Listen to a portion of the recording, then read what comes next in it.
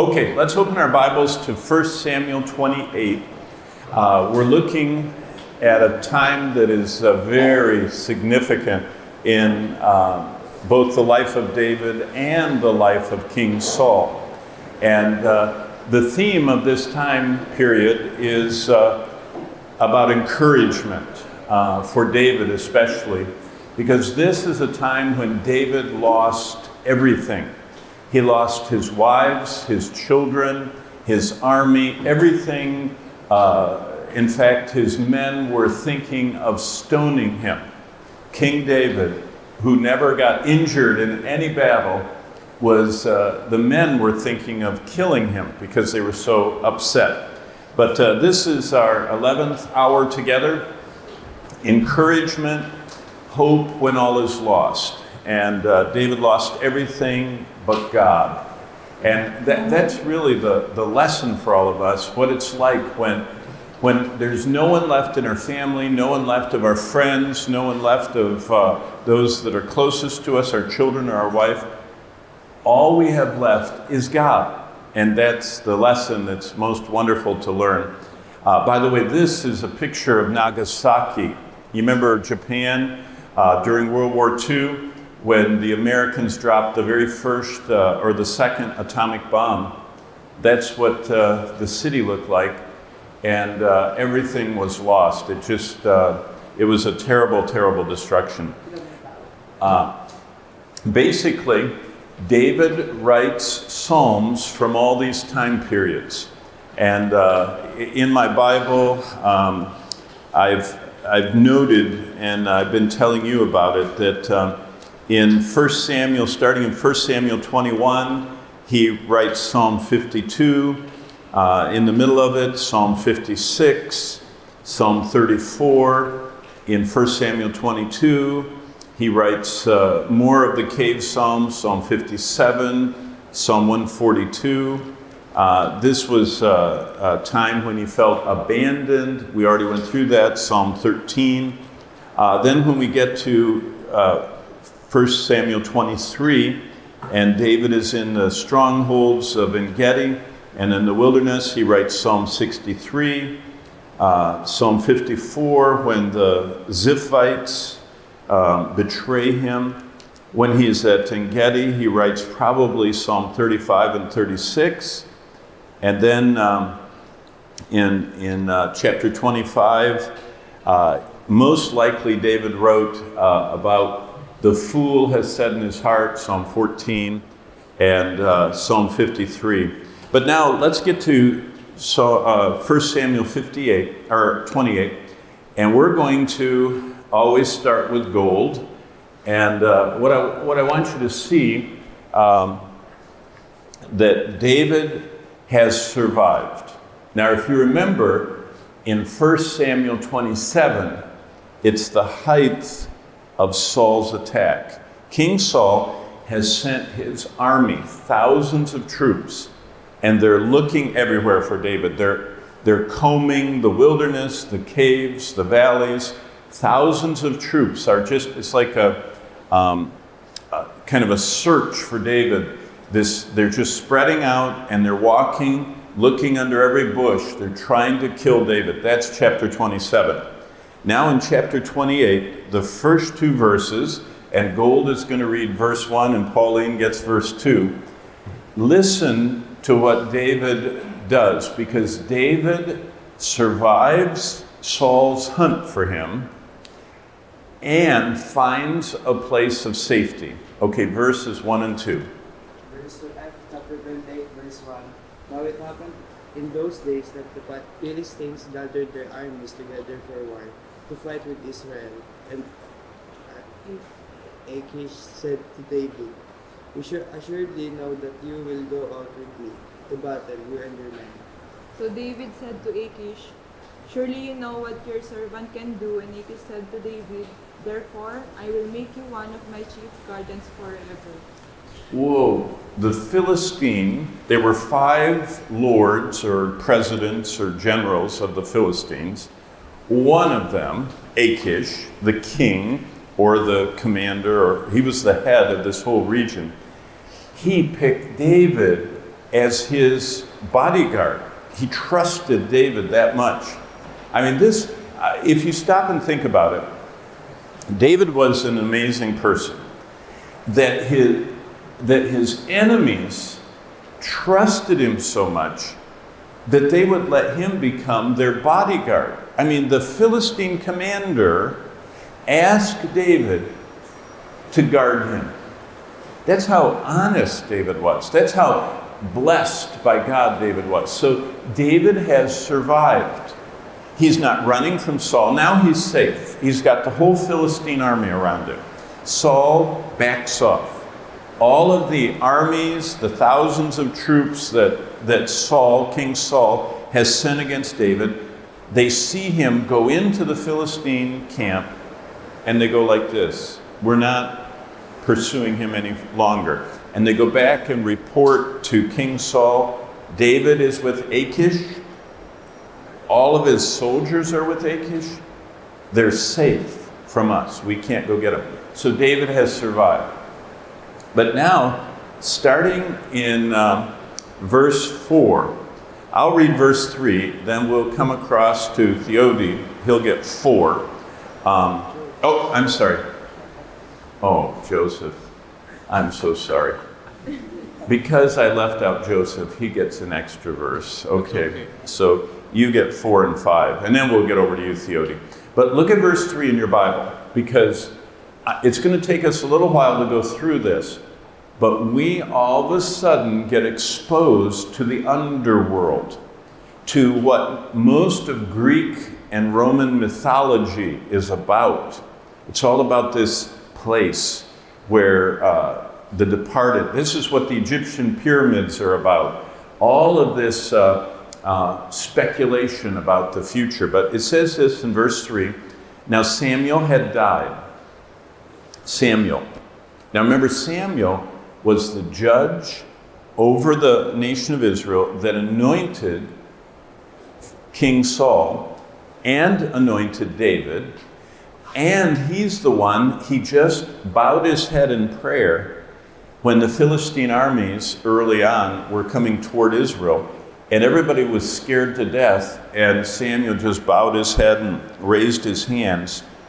And the people thought they were doomed, and God put lightning and thunder on the Philistines so much that they just fled away and were totally defeated. So Samuel is kind of like next to Moses, the most monumental person in Israel. But look at verse 3, he died. And all Israel lamented for him and buried him in Ramah, his own city. And Saul had put the mediums and the spiritists out of the land. So mediums and spiritists are what we would call witches. So here in 1 Samuel 28, we're looking at the witch at Endor. Now remember, God consistently says his people are to have nothing to do with witches, witchcraft, astrology, that's the stars, mediums, those are people that communicate with the dead, anything like that. God is offended by that, and we offend him when we have anything to do with it. So Saul had done what he was supposed to do early in his kingship. It says he put the mediums and the spiritists out of the land. But now, listen as Joseph reads verses 4 and 5, because something happens. Verse 4. The Philistines assembled and came and encamped at Shunem, and Saul gathered all Israel, and they encamped at Gilboa. When Saul saw the army of the Philistines, he was afraid, and his heart trembled greatly.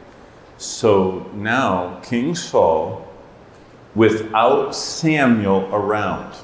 Remember, Samuel could pray and the Lord would defeat the Philistines. Saul's facing them all by himself. And the Philistines actually, if you want to look over here on your map, have come up. They live down here in the coastal plain, and they've come up this plain, and they've come through this pass, and they're right here in the area of Gilboa, which is just down, just a little bit southwest of the Sea of Galilee. So these are the mountains of Gilboa. All the Philistine armies have come up through this pass in all their chariots. They've come into the Jezreel Valley. By the way, this is the place where Armageddon is for the future battle. This is always this triangle right here. You can see dark, dark, dark. This triangle right here is the plain of Jezreel. And so Saul is there, and as Joseph read, they were encamped, and Saul was afraid, verse 5, and trembled. I mean, he is scared to death. So this is going to set up the moment, because usually we do things we shouldn't do when we're afraid. Remember, the most repeated negative prohibition in the Bible, the thing God says don't do the most number of times is fear not. Now think about that. This is the most repeated negative prohibition in the Bible. Fear not. Why? Because it says in 2 Timothy 1:7, God has not given us a spirit of fear. When we're afraid of the storm, when we're afraid of terrorists, when we're afraid of the future, when we're afraid of anything, God is not the one that makes us afraid. That realm is Satan's realm. Satan thrives in fear. That's where he works. And he gets people afraid, and they start doing things they shouldn't do. And when Saul, as Joseph read in verse 5 of 1 Samuel 28, when Saul gets afraid, Saul starts going the wrong direction. So Theody is going to read to us verse 6 and 7 of 1 Samuel 28. 1 Samuel 28, verse 6. And when Saul inquired of the Lord answered him, neither by dreams, nor by Urim, nor by prophets. Then said Saul unto his servant, Seek me a woman that hath a familiar spirit, that I may go to her and inquire of her. And his servants said to him, Behold, there is a woman that hath familiar spirit at Endor. At Endor. Thank you, Theody. That's this word right here. Endor is a place. Endor, in fact, today, if you go right to where I was showing you, right over here by the mountains of Gilboa, right at the foot of the mountains of Gilboa, there are 3 palm trees still there, marking the site, the spring, around which the city of Endor was built in the time of David and Saul. And so Saul's advisors, his military people say, there is one witch left that we know of, the witch at Endor. And so Saul hears about that. And in verse 7, he said to his servants, Find me a woman who is a medium that I may go and inquire. And they said, She's at Endor. So look at verse 8. Saul disguises himself. Now remember, as the king, he wore very special outfits. Just like you see in movies or in different paintings, kings were dressed like the king. So he disguises himself in verse 8. And he asked this woman in verse 8 at Endor to conduct a seance. What is a seance? A seance is where a witch asks the demons to come forth from the underworld and tell them secrets. And this is very frequent. You can get this anywhere in the world. I'm sure there's someone in this area that is a medium, that is a connector. All over America, there are people like this, and they are involved in witchcraft. So Saul goes to her. Now watch what happens. Verse 9 or verse 8, bring me up the person I shall name. And verse 9, the woman says, wait a minute. You know what Saul has done, how he cut off the mediums. And verse 10, Saul swore to her and says, nothing harmful will come upon you. Now, what's really interesting is, if this woman was really supernatural, she should have known Saul was sitting there. You understand? See, Jesus because he's omniscient, he always could read minds and hearts and know. Demons, because they are everywhere around us, they know what's going on. But this woman, at this moment, is not listening to the demons, who were probably saying, watch out, here comes Saul. She was just fearful for her life. And so Saul swore in verse 10, no harm. Then the woman said in verse 11, who should I bring up? And she said, Samuel. Now look what happens, and this is what I want to show on this chart. Verse 12. When the woman saw Samuel, she cried out with a loud voice, and the woman spoke to Saul, saying, what? You have deceived me, you are Saul. Now wait a minute. This woman was used to seeing demons. She worked with demons. What are demons? Demons are fallen angels. Demons are the ones that are part of the netherworld, that are totally connected with the grave and Sheol and Hades. These are fallen angelic beings, and she was used to them, but all of a sudden, a real person comes up from beneath.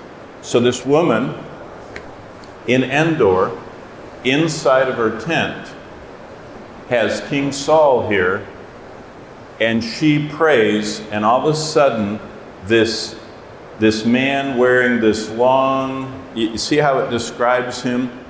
An old man, verse 14, covered with a mantle, and Saul perceived it was Samuel, and Saul got on his face on the ground. So this woman brings up this man wearing this like covering, and he comes up, it says,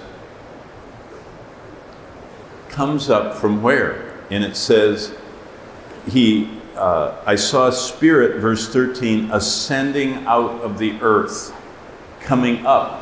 Where was Samuel coming from? He's coming from this, you see this area in the center, Sheol, Hades. He came up from there, and this circle here is representing the earth. He came up. So here's the earth, here is Sheol, here was the witch at Endor, and Saul came up out of Samuel came up out of Hades to the surface and stood in front of her in her tent. That scared her to death. You notice what she does. It says she screamed with a loud voice, verse 12. And she says, you are Saul. Don't be afraid. He said, what did you see? And the woman said, verse 13, I saw a spirit ascending out of the earth. And verse 14, and Saul said to her, what was his form? And she said, an old man coming up. He's covered with a mantle. And Saul perceived it was Samuel. And now Samuel said, now verse 15, this is something this woman's never seen before. She's used to working with demons that masquerade. See, demons will tell you anything you want to hear and are deceivers. But now she's got the prophet of God himself, and it scares her to death. And Saul is laying on the ground, and Samuel says in verse 15, why have you disturbed me by bringing me up? Samuel said, I came up from the grave. I came up from Hades. I came up from Sheol. I came up from the grave. I came up from this place. He was in this part of it called Abraham's bosom. Look how it has two parts. There's the paradise part, and there's the place of torment. These two parts of the grave. So the grave down there, or Sheol, has two parts. It has the good part, and that's where all the saints were, Adam and Eve and Enoch and Abraham and Moses, all of them. Then it had the bad part, that is where all the wicked, godless ones were in torment. It actually says that they were in torment, great agony, Luke 16, 23, 24, 25. And so this is pain on the bad side of the grave, and then this is like paradise. It's great comfort, and it's just like the entryway to heaven. And so Samuel is in the good side. Abraham's bosom, Jesus calls it. Paradise is what he calls it to the thief on the cross in Luke 23:43. And so he says, why did you bother me and bring me up? And so Saul answered, verse 15, I am deeply distressed. The Philistines make war against me. God has departed from me and does not answer me anymore, neither by prophets or dreams. Therefore I called you that you might reveal to me what I should do. Verse 16, then Samuel said, why do you ask me, seeing the Lord has departed from you and become your enemy? Wow. Did you catch that? The reason I bring that up is it says in the book of James that when Christians love the world, God becomes their enemy also. So Christians can have God adversarially toward you, and that is when we disobey him and go against his word. And verse 17, the Lord has done for himself as he spoke by me. Samuel said, just what I told you happened. The Lord has torn his kingdom out of your hand. He's given it to your neighbor David. And because you, verse 18, did not obey the voice of the Lord, you did not execute his fierce wrath on whom? Who comes up in this verse? Yeah, the Amalekites, Amalek, King Agag. We went through that last week. Therefore, the Lord has done this thing to you. Moreover, the Lord, verse 19, will deliver Israel. Now remember where they are. They're over here. And Israel is on Mount Gilboa, and the Philistines are down here. And the Philistines have brought up all their lords, all their armies, their chariots, and they're coming up, and they're camped there ready to fight. And Saul gets the word that the Philistines, verse 19, and tomorrow you and your sons will be with me, and the Lord will deliver the army of Israel into the hand of the Philistines. Whoa. He says it again. Samuel standing here, he came up from the grave, and what he says is, tomorrow, Saul, you and your sons are going to be down here with me. Down here in Hades, in Sheol, in the grave. And those who die trusting in the Lord go to paradise, to Abraham's bosom, to the good side. But those who die with their sin go to the painful side. But remember, they can see each other. Do you remember that? You remember Luke 16? They can see each other in the grave. The rich man could see Lazarus in comfort while he was touched by the flames. So let's just go on a quick tour through the underworld. It starts right up here on the side. There's a little bump. That's paradise in the Garden of Eden. After mankind fell, paradise is gone from the Garden of Eden. Most likely God put it down in this place because Jesus said to the thief on the cross, you'll be with me today in paradise. Jesus did not ascend to his Father until after the resurrection. Before that, he didn't ascend. It says he descended, 2 Peter, and he went down there to that two-compartment thing, and he proclaims liberty to the captives and takes them with him. And paradise goes up there. You see it up above there in heaven. The next time we see paradise is in Revelation. And it says it's the paradise of God in heaven. So he takes the believers with him after the cross from paradise down there to paradise in heaven. You notice that over here there's another circle. There is another place down there. This is just the grave and Sheol, but there is also a prison for demons. And a lot of us don't think much about that, but the prison for demons in Revelation 9 is where those horrific creatures that come out during the tribulation are. It's called Tartarus. Some of those that are there, it's also called the abyss or the pit. Some of those never get out. They're chained forever down there. Others are allowed out by God. That's a little different than this place we're looking at here, Hades, Sheol, the grave. Now, what is not in view is this, and don't ever get mixed up about it. The lake of fire, Revelation 20, hell, Jesus talked about so much, Gehenna, no one now is there. That is not this place called the grave, the pit, Sheol, and all that. That is yet future. And so the lesson back here in 1 Samuel 28 is, immediately, verse 20, Saul fell full length on the ground and was dreadfully afraid because of the words of Samuel. There was no strength in him. Verse 21, the woman came and saw that he was severely troubled and said, hey, let me help you. And so she cooks a meal.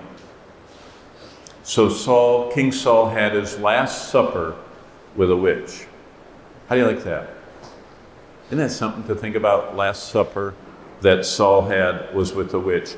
Well, let's go to chapter 29, and we're going to have Rodelio, because Saul goes on and the events take place. He dies in chapter 30. But Rodelio is going to start in verse 1 and 2 of chapter 29. Now follow along, because I want you to see what happens. 1 and 2, please. Chapter 29. Now the Philistines gathered together all their armies to Aphek, and the Israelites pitched by a fountain which is in Jezreel. And the lords of the Philistines passed on by hundreds and by thousands, but David and his men passed on in the rearward with Achish. And once again, the same thing happens we saw happen the last time when David was in Gath. Everybody is looking at him and they're saying, wait a minute, isn't this the one? And look at verse 5 now. Isn't this David of whom they sang? And this is 1 Samuel 29:5. Saul slain his thousands, David his tens of thousands. And everyone starts getting nervous. And what they say is, the Philistines were saying, if David changes sides during the battle, we're all facing the Israel army with King Saul. All the Philistines were saying this. Here we are with our swords fighting like this, and David is behind us with his army, and an attack, an unsuspecting attack from the rear, an insider attack, would be devastating the Philistine army, because there'd be enemies in front of them and enemies behind them. You understand how dangerous this is in their mind. And so they say, whoa, we don't want this. So look at verse 6, and Boy is going to read verse 6 to us, because this is what they decide to do. Verse 6, so Achish called David and said to him, as surely as the Lord lives, you have been reliable, and I would be pleased to have you serve with me in the army. From the day you came to me until now, I have found no fault in you, but the rulers don't approve of you. The rulers were afraid that David would turn on them. And so look up at the board. These first 11 verses in 1 Samuel 29 is a calm. David has been accepted in chapter 28. He's protected by the Philistines. David has moved his men into Philistine territory. They've moved into a city called Keilah, and it's their own place. And David is staying there. And now he gets told to go home. He doesn't have to even go to the battle. David is up here he's come up here, and he's with them in their staging area, and they send him home down to here. Okay? So this is, for David, this is kind of like, Saul's not chasing me. The Philistines aren't chasing me. I can go home and see my wife and the kids. And David, he had flocks, he had sheep and goats, he had tents, he had a family. There were 600 families that traveled with him, these 600 men that he met in the cave, and they get to go home. And they kind of were looking forward to it. But now look what happens in chapter 30. Okay, so the chapter 29 finishes out. David goes home, departs in verse 11 of 29 to the land of the Philistines, down here. So David goes back down here. The Philistines go to Jezreel there, and David goes out in the Negev, and that's where we come to chapter 30. So now we're going to get to Joella, and Joella wins the prize. She gets to read 2 verses, 1 and 2. So look at 1 Samuel 30, verses 1 and 2. Verse 1, Now when David and his men came to Siglag on the 3rd day, and the Amalekites had made a raid against the Negev and against Ziklag, they had overcome Ziklag and burned it with fire. Verse 2, And taken captive the woman and all who were in it, both small and big.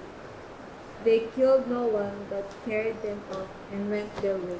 Thank you for that good reading. So let's think about what's happened here. David has gone from this calm period where David is looking at the Philistines are still his friends. He is still living in their territory. His biggest enemy, King Saul, is going to battle. Now, David doesn't know that Saul is going to die. So don't think that David is happy that Saul is dying, because it doesn't say that. But what is going on is that David, unsuspecting, goes home. Now, I want you to think about that, because this is what I call here the acid test. David goes to Ziklag, not Keilah. It's Ziklag is the name of the city. This is a city that David was allowed by the Philistines. It was down in below the Philistine territory here in the desert called the Negev. And David had, when you read in the text, he had killed all the inhabitants there, taken over the city, set up his family. And if you think about it, if this is a city with 600 families, what they have to have is places for all their animals. They had these animal pens, because wealth in the ancient times was with your animals. So they had sheep, they had goats, and they had camels, and they had donkeys. So all these animals, just like today, if you have chickens, you have to have a chicken house. If you have all these grazing animals, to keep them safe, they had these pens. So this city had all these, sheepfolds and places for the families. They had their tents. And so it just wasn't that they weren't living in an apartment building like Manila. They were spread out, tents and rock sheep pens and structures and places they fed them. So this is what it looks like. And look what happens in verse 3, chapter 30, verse 3. So David and his men came to the city, and there it was. The center part, where their wooden houses, they had, most of the houses were stacked rocks, but they had a wooden beamed roof. And so the wooden part, see what it says in verse 3, was burned with fire, and their wives and their sons and their daughters were taken captive. Now, can you imagine walking all the way down from the Philistine meeting place, coming over the top of the hill, expecting, well, when I used to come home from work, when our children, we have 8 children, and when our 8 children, they were homeschooled, so Bonnie was a teacher, and they all sat at a long table, and she taught them. And when I would come home for lunch, the kids would all run to the window and be smiling. They'd run to the door, they'd hug me, and that's what fathers expect. So David is coming with his 600 troops, his mighty men, coming to Ziklag, and they get there, and something's wrong. They see in the distance that there's smoke rising. They don't hear any sounds of animals. No kids come running up to them. There's no wives saying, honey, you made it home. I've been cooking dinner all day. Can't wait for you to get here. They didn't smell any food. They just smelled smoke and death. Something was wrong. And it says in verse 3 that all of their sons and their daughters and their wives were gone. And by the way, their animals too.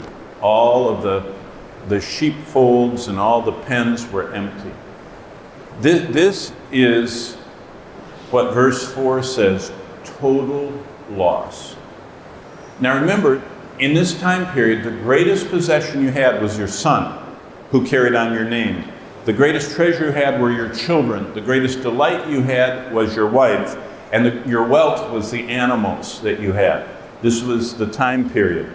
And so everything, his wealth was gone, his joy and pleasure of his wife and family, his future, his descendants, everything is gone. And look what happens in verse 4. It says, then David and the people who were with him lifted up their voices and wept until they had no more power to weep.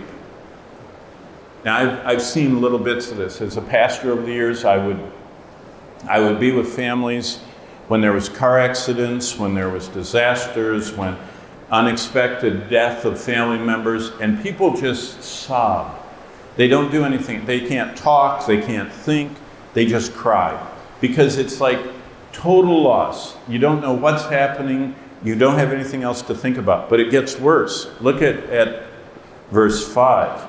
Because everything is falling apart. Verse 5. And David's two wives, Ahinoam the Jezreelitess and Abigail the widow of Nabal the Carmelite, had been taken captive. And David was greatly distressed, for the people spoke of what? Stoning him. Now, if you've ever been to Israel, and if you're ever out here, there are a lot of stones. It's just like one big stone pile. It's just, I showed you a picture of it, it's just rocks everywhere. And the men were so upset, these warriors with David, they said, you're our leader, you led us up there to the Philistine territory, we didn't guard our family, and we're upset at you. And they're holding these stones. They're thinking of throwing them and harming David. Remember, he's never been injured in any battle. This is the closest David ever got to being injured or killed by his own men.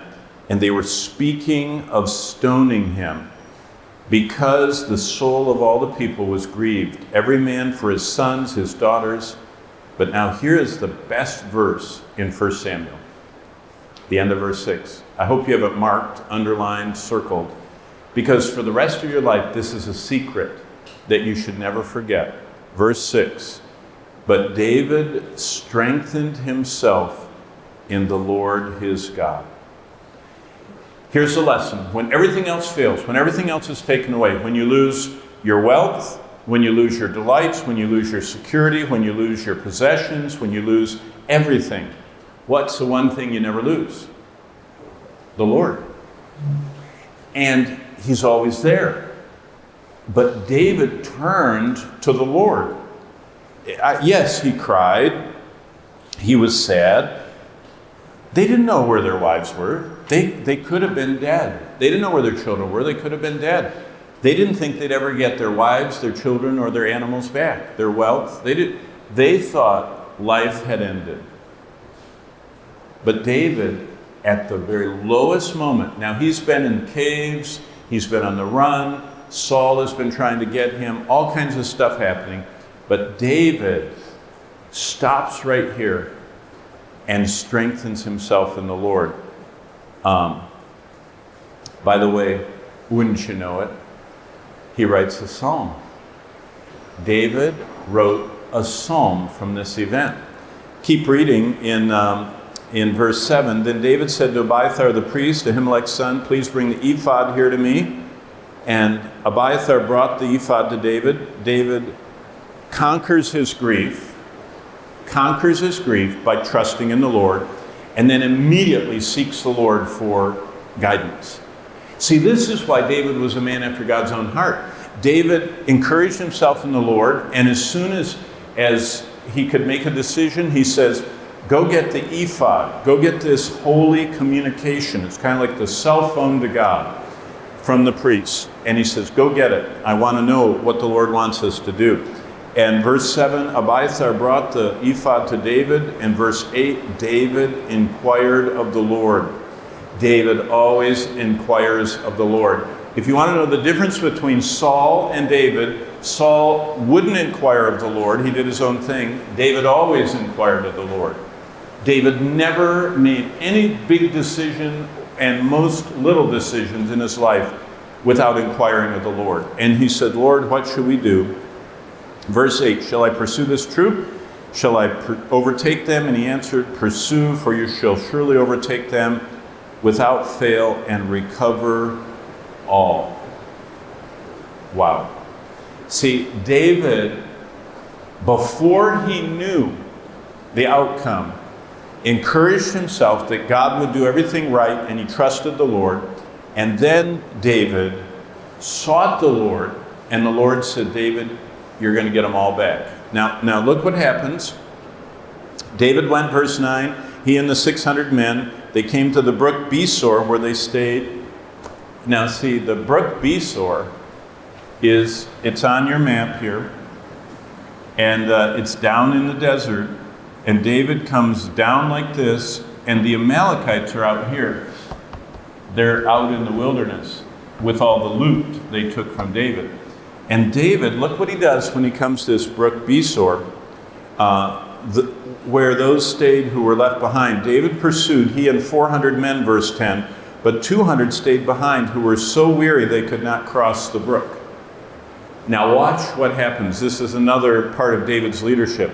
They found an Egyptian, and they brought him to David, and they fed him, and gave him, verse 12, some food. And David said, to whom do you belong? Verse 13, he said, I'm from Egypt. And verse 14, an invasion in the southern area of the Cherethites in the territory of Judah, of Caleb. Verse 15, can you show me? And verse 16, he brought them down. And look what verse 16 says. So they get this left behind servant of the Amalekites. He leads them to where the camp is, and it says, as far as you could see, in verse 16, they were eating, drinking, dancing because of the great spoil. Now they hadn't just taken Ziklag. This was a huge number of raiders, and they had come up and attacked the Philistine territory, because all the Philistine armies had gone up to fight Saul. And so it wasn't just David that suffered loss. The Philistines had too. And this huge spoil, all the stuff they'd stolen. And look at verse 17. David attacked them from twilight until evening of the next day. This is a 24-hour battle. I mean, they just went at it. And not a man of them escaped except for 400 young men who rode on camels and fled. So this huge army, this pillaging army of Amalekites. And by the way, what were these people? Amalekites. You understand that these are all part of the same group that Saul spared. And it's going to show up in the next chapter because an Amalekite kills King Saul. And then David, verse 20, took all the flocks and hands and herds that they had driven before the other livestock and said, this is David's spoil. Now verse 21, they're coming back. Now remember, always good to look on a map. They're coming out of the wilderness. They're coming to this brook Besor, and the 200 men that were behind, that were too tired to come, are still sitting there resting by the brook. And look what happens. They came out to meet David, verse 21, and the people greeted them. And then all, verse 22, the wicked and worthless men who went with David answered and said, because they did not go with us, we will not give them any of the spoil we have recovered, except for their wife and children. Now look at verse 23. This is what marks David's life. But David said, my brethren, notice how gentle he is. He's not harsh. My brethren, you shall not do so with what the Lord has given us, who has preserved us and delivered us in our hand from the troop that came against us. For who will heed you in this matter? Now here's the lesson. David saw God's hand. He said, it's God that delivered us. So here's the rule. As his part, verse 24, who goes down to the battle, so shall his part be who stays by the supplies. They share alike. Now, all of you for a minute, look back at all those flags. You see the flags? The 13 countries Word of Life wants to take the gospel to? Not all of you will get to go. Some of you will stay behind and support those who go there. Some of you will stay behind and pray for those who go there. Some of you will be the ones that help provide for those that go there and even send them things they need. What David said is the people on the front line doing the battle share equally in the rewards God gives as those who stay behind and help them. Not everybody can go to the mission field. Not everybody can go into Metro Manila and work with the homeless people. Some people have to stay home and take care of everything, take care of the children, provide supplies, pray, support the ministry. David said all ministry has two parts. Those on the front line and those supporting them from behind. Now, if you're not supporting them from behind, you don't partake of the blessings. But if you do, like Bonnie and I are here. We've been gone for 10 weeks. There is a whole group of people, over 100 people, that support us. They help us with everything. They help us buy our airplane tickets. They help us buy our food.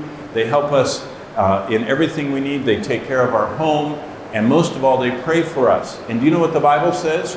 Those who are on the front line, us here, equally partake in the blessings with those who stay behind, those who support us. So that's a lesson that David gives. And then when David came to verse 26, Ziklag, he sent some of the spoil to the elders of Judah. So David takes all these treasures away from the raiders and splits them up with his soldiers and comes back to his city and then sends a gift to the leaders of Israel in his tribe, Judah. That's where he was from. Okay, real quickly, let's do Psalm 16 before we have our break because we only have a couple minutes. The life God offers. Everybody turn to Psalm 16:11. Okay? Here's what God offers, which David embodies. It's a miktam of David. Those of you that have the little prescript, the superscript, the verse in Hebrew before the verse in English. Miktam, every psalm David wrote that's a miktam is from this time of running for his life. And this is one of them. And there are 5 or 6 of them. And this is what David says in 16. Preserve me, O God, for in you I put my trust. That's David, who encouraged himself in the Lord. Verse 5, O Lord, you're the portion. Verse 6, the lines have fallen to me in pleasant places. What he said is, God, your plan is best. Verse 10, you will not leave my soul in Sheol. You remember we were talking about the grave. David knew he was going there, but he says he had hope of resurrection life. And then here's the best part. The best life possible is in verse 11. And look, there are 3 points in verse 11. You will show me the path of life, David said. In your presence is fullness of joy, and at your right hand are endless pleasures. David said there are 3 truths I learned about God as I'm fleeing from the Philistines when I'm recovering everything from Ziklag. Number 1, he says, you arrange my life. You go through life with me. You accompany me. You're the one that authorizes all in life. David said God was the one that provided what he needed in life. Psalm 16:11. It's the same promise the Lord makes to us today.